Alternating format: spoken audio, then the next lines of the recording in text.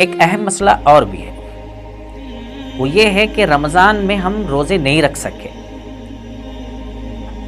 تو اس کی جب قضا کریں گے تو اس کی نیت کب سے کریں گے؟ اسی سے ملا جلا ہوا، اسی سے ریلیٹڈ ایک اور مسئلہ ہے، وہ یہ ہے کہ مثال کے طور پر ہم نے ایک نفل روزہ رکھا تھا، لیکن کسی وجہ سے وہ روزہ توڑنا پڑا، کسی عذر کی وجہ سے، کسی بیماری کی وجہ سے۔ اب جب اس کی قضا کریں گے تو اس کے لیے نیت کب سے کرنا ضروری ہے، کب سے کرنا ہے اور کب تک کر سکتے ہیں؟ تو اس میں یہ بات بتائی جاتی ہے مسائل کے اندر کہ رمضان کے قضا اگر کر رہے ہیں یا نفل روزہ جس کو آپ نے کسی عذر کی وجہ سے توڑ دیا ہو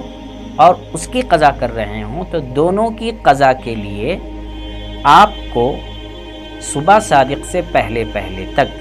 یعنی فجر کا وقت شروع ہونے سے پہلے تک آپ کو نیت کر لینا ضروری ہے۔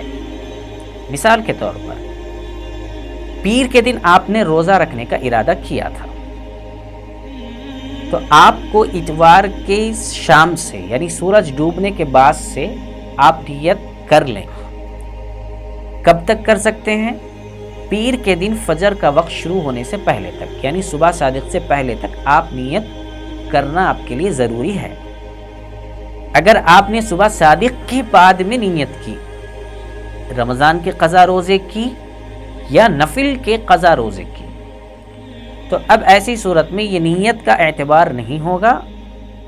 یہ ایک دوسرا نفل روزہ تو شمار کیا جائے گا، اس کا تو ثواب ضرور ملے گا، لیکن آپ جس مقصد کے لیے، یعنی جو قضا روزہ آپ رہنا چاہتے ہیں،